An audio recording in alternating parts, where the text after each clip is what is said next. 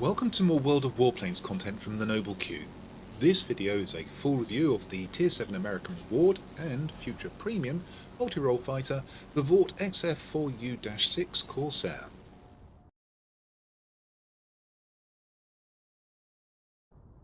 Hello there. Assuming you're watching this video in July 2024, what you see here is World of Warplanes' latest reward aircraft, the XF4U-6 Corsair.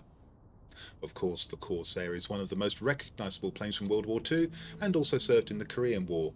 It entered service with the US Navy in 1945 and it also served with many other navies, including the British Royal Navy. Production ran from 1942 to 1953, the longest of any American piston engine fighter, and Corsairs were still serving in the Honduran Air Force as late as 1979.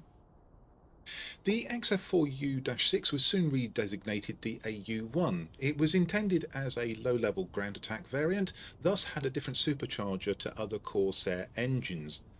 This is reflected in the game, though as you'll see there's little difference from the tech tree F4U-4 Corsair's engine performance, and the armament, 20mm cannons, is the same as that plane. The significant difference is the payload, with the new Corsair carrying more rockets of a more powerful kind. Let's look at the numbers for the aircraft.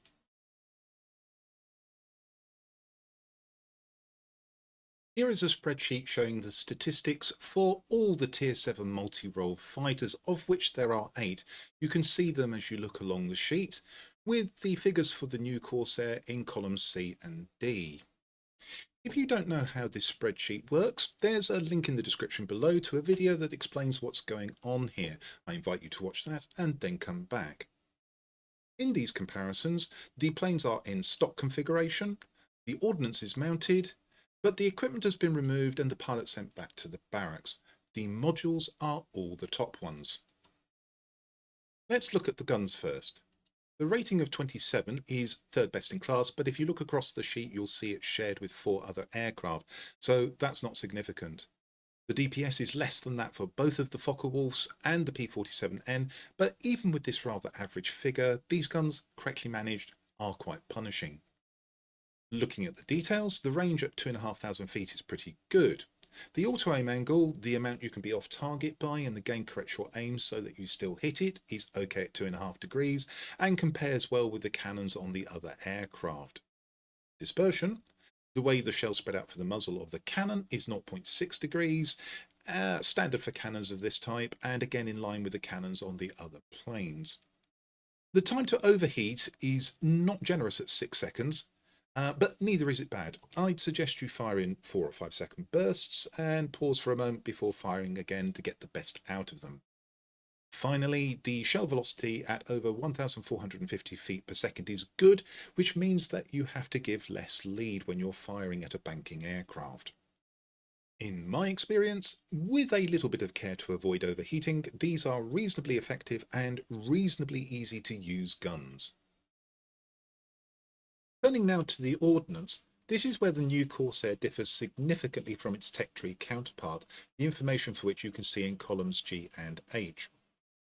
When the XF4U-6 was added to the game in June 2024, it carried 10 5-inch Mark IV high-velocity rockets, HVAR for short, 2 more than the tech tree Corsair.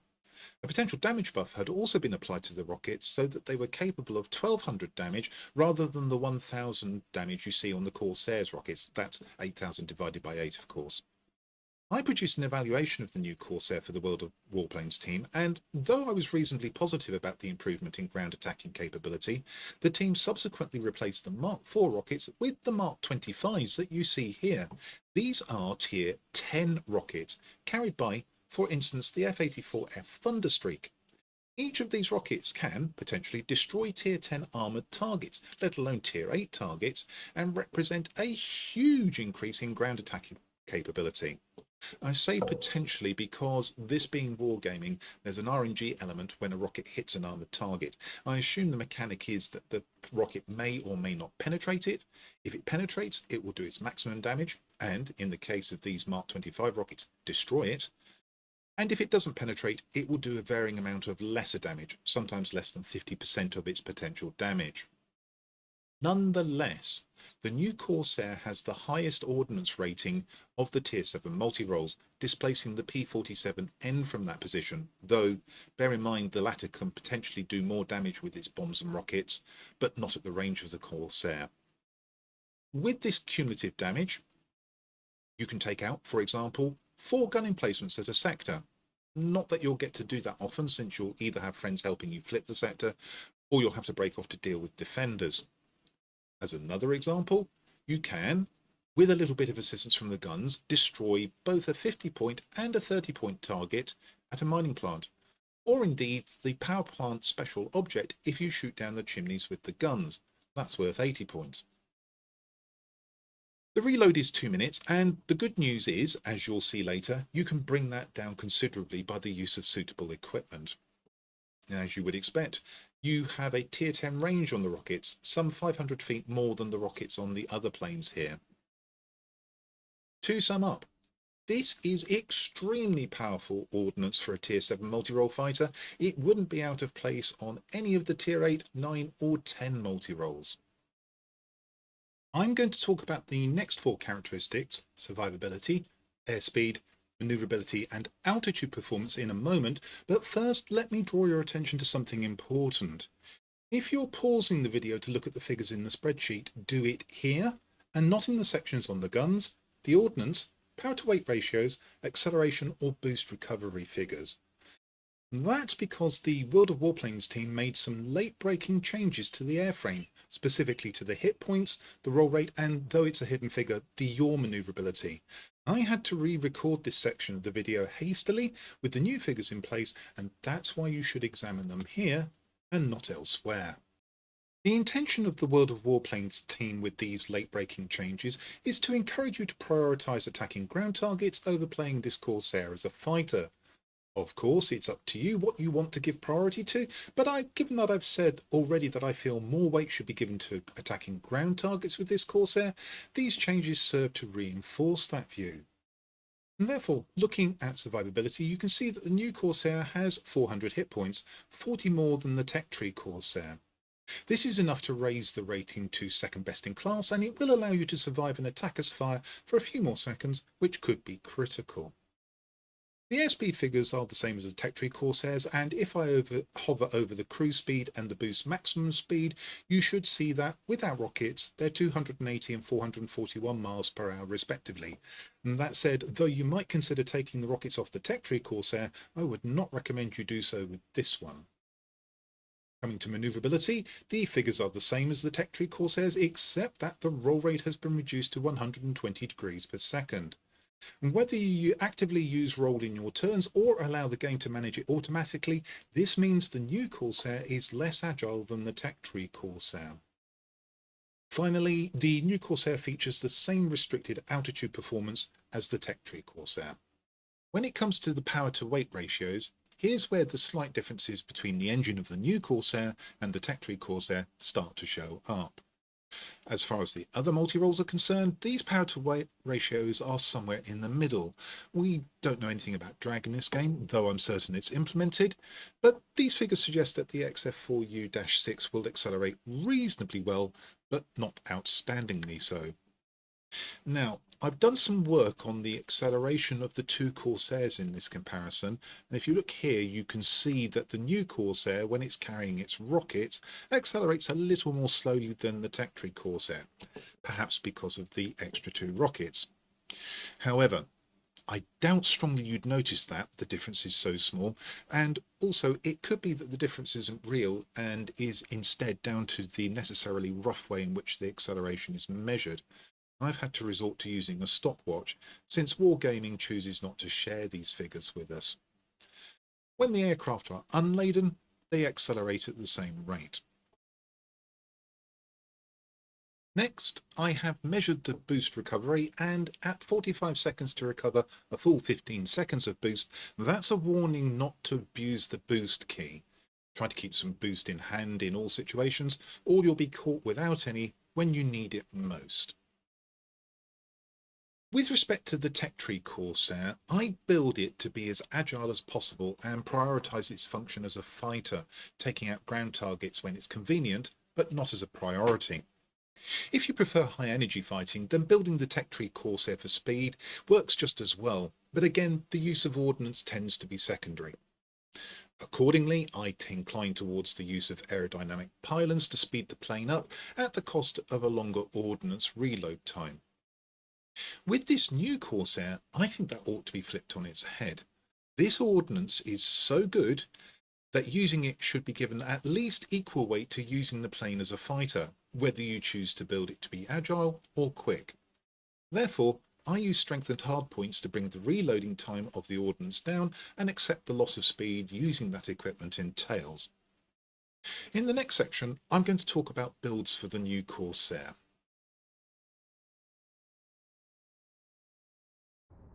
Here we are with the XF4U-6 again, and as usual I've specialised this plane.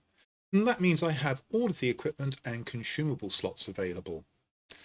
Owing to a bug in the interface, I can't switch the plane back to stock configuration, but I can tell you that when you first get it, the outboard weaponry slot will be disabled, which means you can't reduce the ordnance reload time or counter the effect of the rockets on the aircraft's speed. The consumable slots for the engine and the outboard weaponry will also be disabled, meaning you won't be able, for example, to mount the engine cooling consumable nor increase the damage the rockets can do. I'm told that bug will be fixed in the next update. I've just popped the plane back into my preferred configuration, and I'll talk about that in detail in a moment, but in the post-build effects section I'll show you the effects of two speed builds, one with a combined boost injection system, one with an uprated engine, and also I'll show you an agility build. Starting with the cockpit slot, you have two choices, which are cockpit armour and a gun sight. I tend to use cockpit armour only on planes that I use to chase bombers, so the gun sight is an obvious choice for me. This one's at ultimate level and fully calibrated, as is all the equipment you'll see here and in the post-build effects figures. You'll see the bonus characteristics mix some improvement in accuracy, but incline towards crippling enemy aircraft. I'd do this with any build on the Corsair since it gives me more opportunities to flee if there's no prospect of turning with the enemy plane. In the aircraft slots, the choices are reinforced skin, which I might consider on a plane where I was trying to dominate enemies, but not this Corsair where I think the emphasis should be on ground attacking. Reinforced airframe, which may be attractive if you're going to put all the emphasis on ground attacking and want more hit points to cope with damage from air defense or enemy aircraft. Lightweight wing frame, which you'd use for an agility build, and my preference, the polished skin, which increases the cruise speed and dive acceleration of the plane.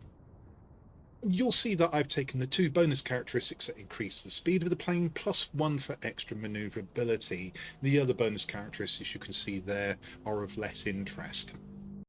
In the engine slot, the choices are engine armour protection, which you might choose if you concentrate on using the ordnance above all else and want to improve the resilience of the Corsair.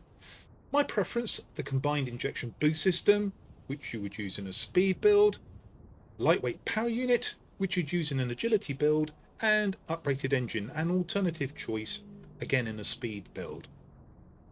I prefer to increase the maximum boost speed of the plane, as well as acceleration under boost, and the bonus characteristics have been chosen to reduce the adverse effect of the equipment on boost duration and to make the boost available again more quickly.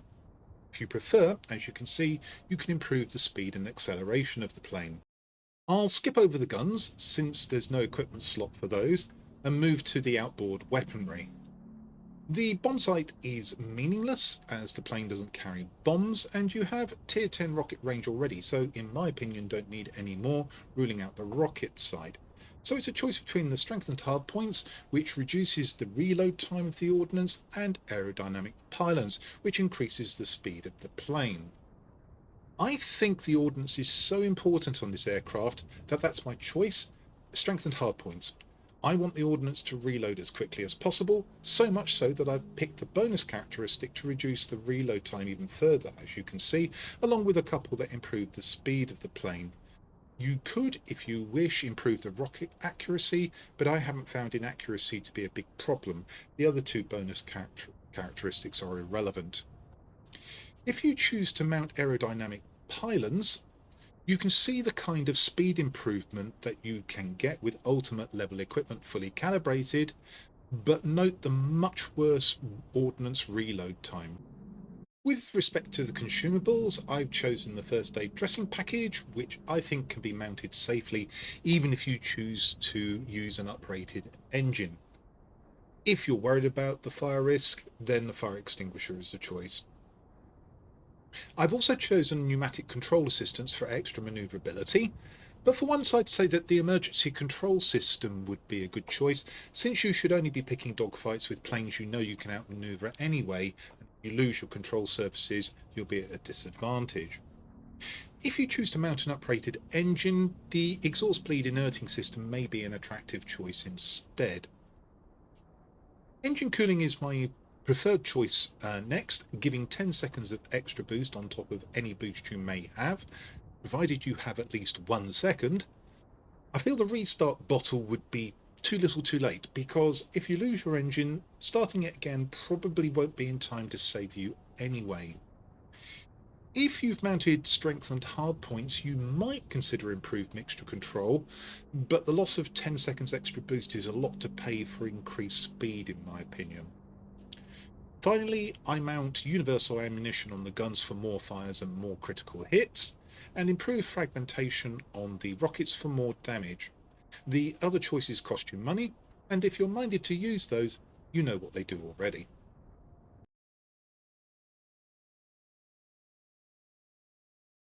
Now I'm going to look at sets of pilot skills you might want to try for, in the first place, the speed build, and then for an agility build. So, for a speed build, assuming you have mounted suitable equipment, I'd start with Aerodynamics Expert to improve the effect of that equipment by 40%. Then I'd get Demolition Expert to make the rockets even more damaging, and follow that with Engine Guru 1 to improve the plane's acceleration. At this point I would normally choose Marksman 1, but lately I've found that some experienced players on the NA server regard this skill as of little use, and one very experienced player has gone so far as to say that it's a harmful skill. If you're in agreement with that, I'd suggest perhaps Battle Tested for more ruggedness and reducing the chance of pilot injury, or Cruise Flight for more vision and better speed to get to the next sector. However, I tested the guns with and without Marksman 1, and I disagree with my North American friends. I think grouping your bullets and shells provides a useful benefit if you can aim well, and I still prefer to select it next. My next choice would be Engine Guru 2 to further improve the engine thrust, and this time also the speed of the aircraft. At that point you have an 11 skill point pilot, and if you have more skill points, you're an experienced player and probably have your own views on what skills suit your playing style, though I would be strongly inclined to get Marksman 2.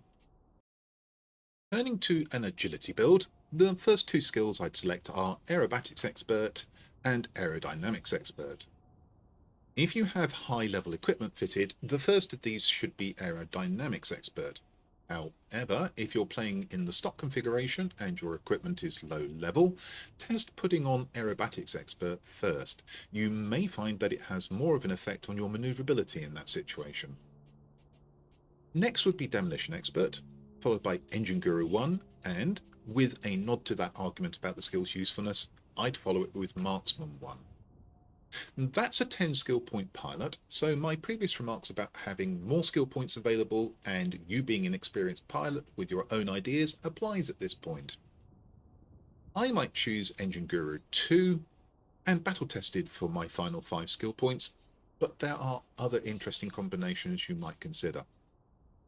As ever, these skill combinations are only suggestions. Don't be afraid to make your own choices if you feel strongly that they're better for you. Whilst I'm in this part of the program, let me talk about the paint scheme, which I think is quite good looking, undoubtedly very American. The camouflage gives you 5% aircraft experience, the nose art gives you 5% crew experience, and the emblem gives you 2% crew experience, so pretty standard there.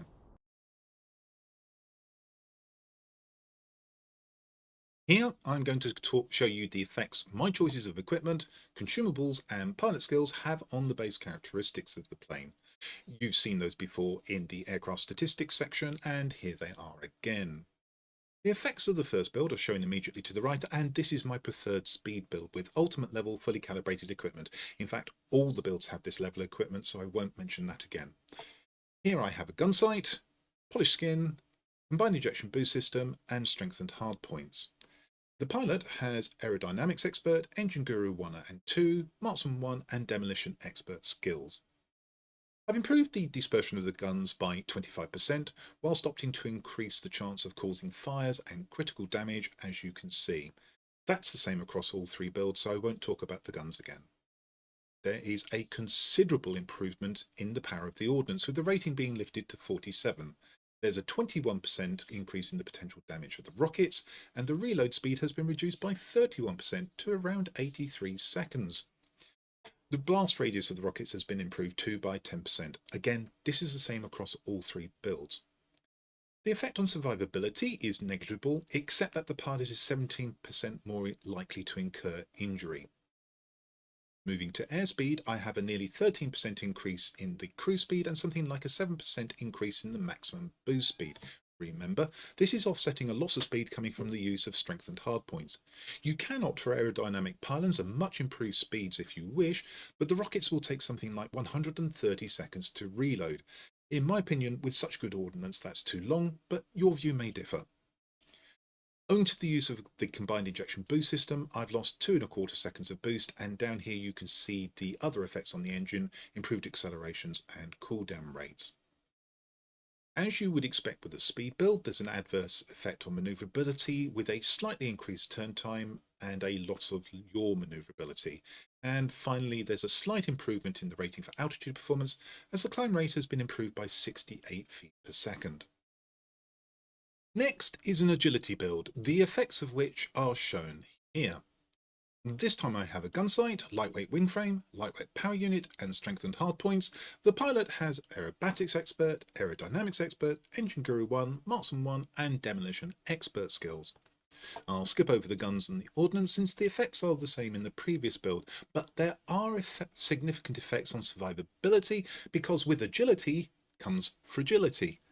I've lost nearly 7% of the hit points on the airframe, a couple of points of damage resistance, and down here you can see that the wings and the engine are more likely to take damage. The pilot is still 17% more likely to suffer injury as well. There are also adverse effects on airspeed, with both cruise and maximum boost speed being lost. There's a stronger argument for using aerodynamic pylons with this build, perhaps. But the boost is restored to 15 seconds. You can see that the acceleration of the plane is reduced compared to the previous build, though there are slight improvements over the base accelerations.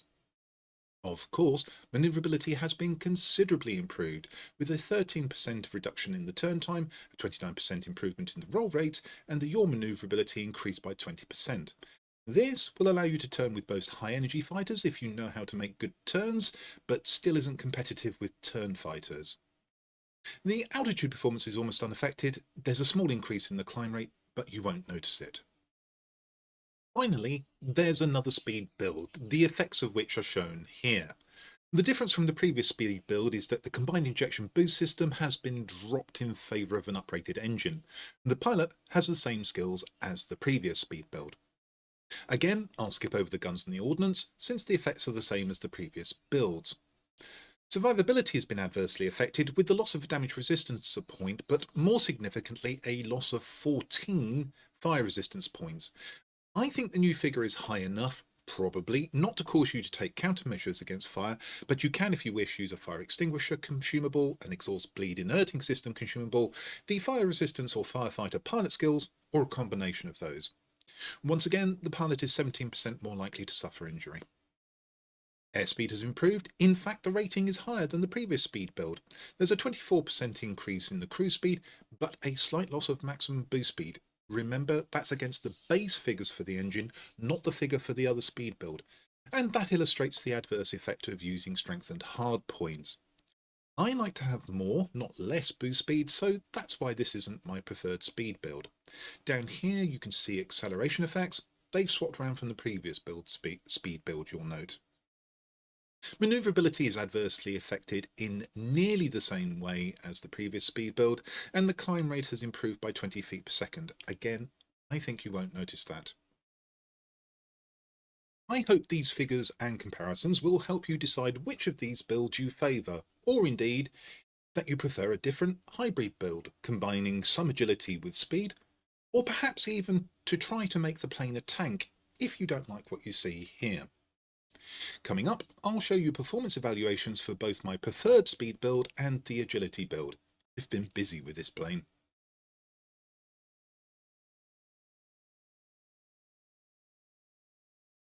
What I have here are the summaries of two sets of 25 battles, the details of which I've hidden, fought with different builds. These are what I call performance evaluations. The battles were fought at different times of the day and at the weekends to try to get a fairly good representation of the varying battle conditions you face at different points in the week, and none of them were fought whilst flying in a flight, the best way of increasing your chances of victory. It's all solo work here.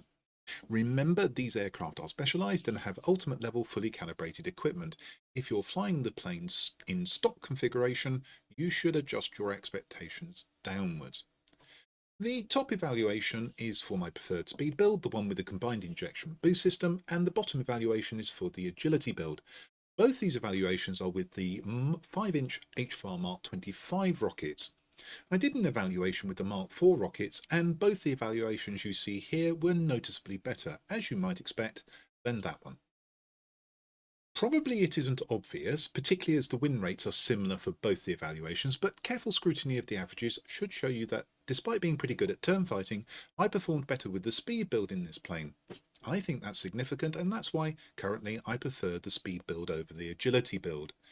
That said, if you know what you're doing, you should be able to make either build, or a hybrid of the two, work well. You can see the win rates for both evaluations were similar, and both are well above my average across all planes of 65% or thereabouts. The average number of players per battle was broadly similar, and both evaluations return good margin of result figures. Either build will allow you to carry some Tier 7 battles if you know what you're doing. The number of times I was top tier and bottom tier was similar in both evaluations. On average, I earned more chevrons with the speed build, my personal points were better, and only with the speed build was this statistically significantly above my current average across all planes of about 10,500 personal points, though the agility build was close to it. My rank was better with the speed build, the number of kills higher, aerial target damage higher, the average number of ground targets higher, although I averaged a little more damage to ground targets with the agility build because I tended to go for more large targets rather than, for example, gun emplacements, as I realised how potent the rockets are. Both overall capture points figures are better, and the number of sector captures figure is better. The number of defensive kills is the same, and I died slightly more often with the speed build, probably because I couldn't fight my way out of trouble as well. The number of medals earned is the same at 19 each, but notice with the speed build I earned a Gabreski medal. And with that build, I came close to getting it 3 more times in the evaluation. I wasn't close at all with the agility build. As an aside, I've earned 4 Gabreski medals in total with this plane. I hope that's shown you why I prefer the speed build over the agility build and helps you decide which way you'll go. Now it's time to see the Corsair perform in battle.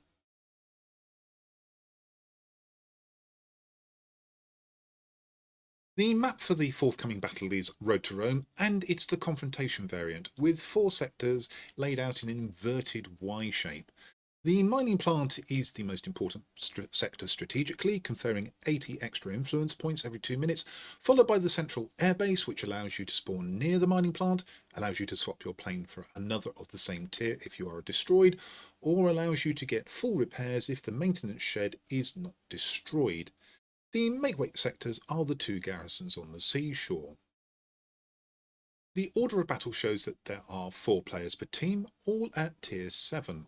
I'm joined by 2 Tu-2 bombers and a P-51D, none of which are specialised, whilst the enemy has two B-32 bombers, one of which is specialised, plus a heavy, the F-7F Tiger Cat, which potentially has a lot of ordnance to deploy, plus a Bf-109G fighter. I think this is a pretty even match. If you can hold both the mining plant and the airbase, you'll win this battle. More often, one team holds the mining plant and has to fend off continuous attacks on it coming from the airbase, which it doesn't hold.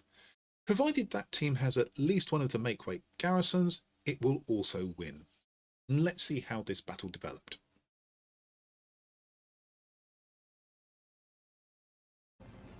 As we go into battle, let me explain that I'm showing you this replay not because it has a massive amount of personal points and chevrons, but because it illustrates very well what you can do with this ordnance at a significant sector like the mining plant, which is where I'm heading.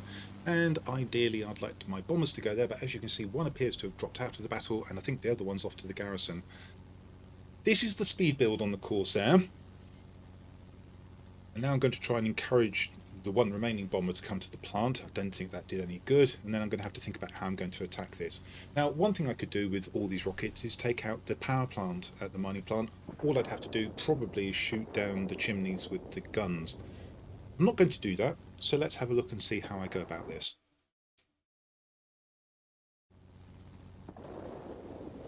Looking to see if there are any enemy planes in the plant, and there aren't, at least not at low level. I'm now beginning to fix on ground targets, and this 30-point target is going to be the first one I go for. 3 rockets at these fuel storage units. I'm not expecting to fully destroy the target, but watch what I can do with the guns.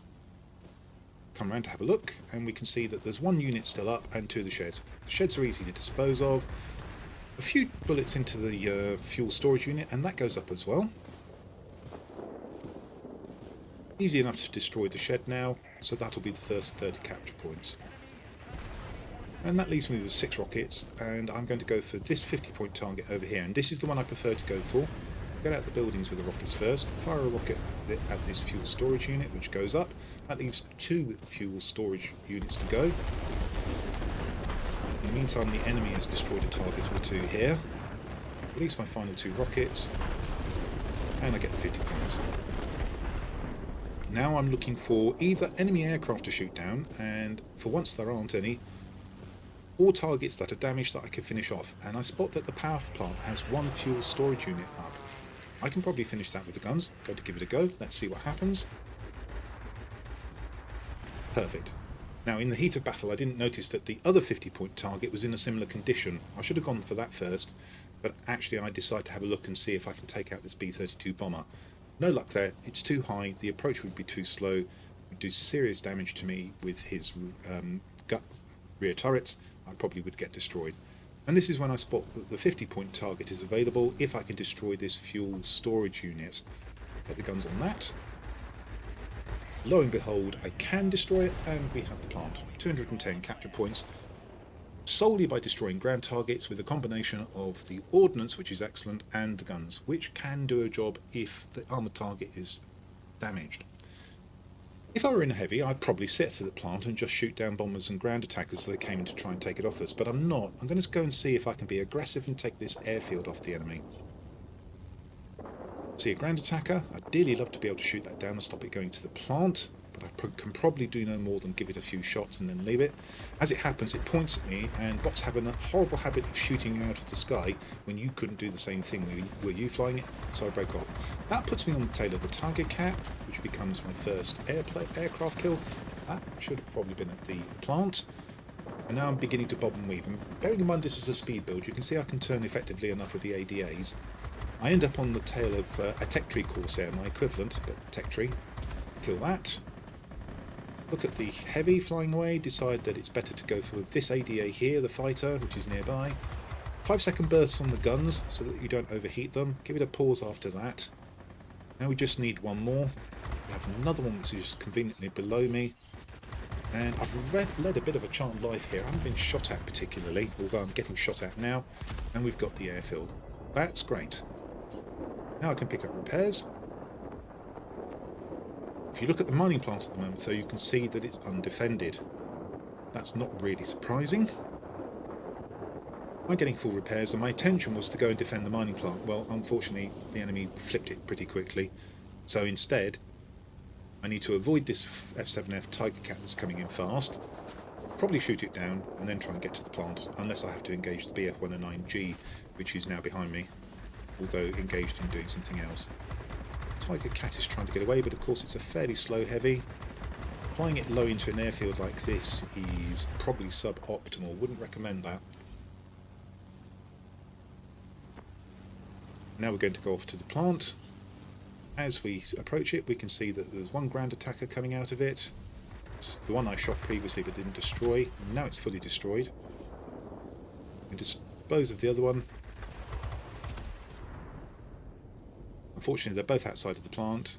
Keeping a check on the map to see if I'm about to get attacked. That's the bomber, so unless he drops a bomb on me, and he'd be very lucky to do that, I'm okay to proceed into the plant.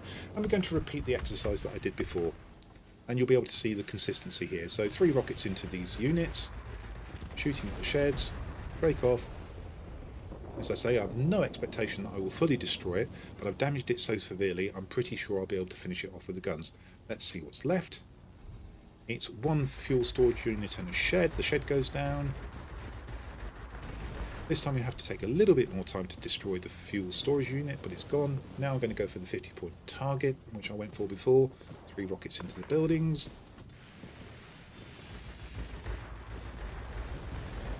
Gratifyingly, they go up, put a rocket into the fuel storage units each, so that's 3 rockets, that leaves me with 1, and in fact that's completely destroyed, so I didn't even use my full amount of rockets. Well, that's pretty inconvenient. Unless something was damaged, I can't really use the 1 rocket to destroy a target, so I decide to effectively go for a reload whilst doing some damage to this building.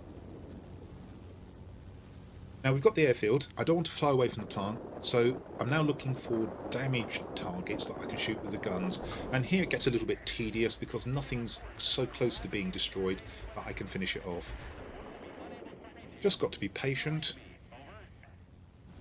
Maybe something will come in from the enemy spawn. If I can't destroy a target, then it's a good idea to take out the guns, so if there's any bomber here, it doesn't get shot by them. And more patience. Now this is a target I might be able to finish, so I shoot at this bunker. Down that goes. I don't think that was me, however. Now we're very close to being able to finish this off. Just a little bit too much of the power plant for me to finish off with the guns. I'm only 20 odd seconds away from getting rockets, so I am going to be patient. We need to take this plant because we'll need it to win the game. Now I should be shooting at the 30-point target off to my right there. I hadn't noticed that it was down to a single target. I fixed on this bunker instead. Try and finish off the gun emplacement. That would do.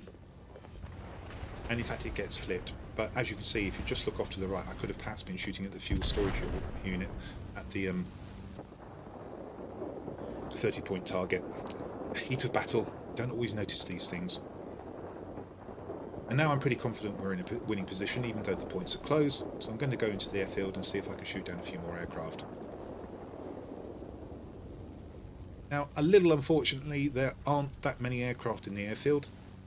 Had there been more, I might have possibly got a Gabreski here. I've got 7 aerial targets, and I've got 7 ground targets. I need 10 aerial targets. I'm not going to get them. There's not time, and there's not enough aircraft to shoot. We can, however, destroy the Tornado. We can go for the ME410. 5-second burst again, that's destroyed that. We're on 9 aircraft, just going to run out of time. No Gabreski for me on this occasion. This is one of the battles where I came close. And there you go. Very effective battle with a Lambert Medal and a Winged Legend.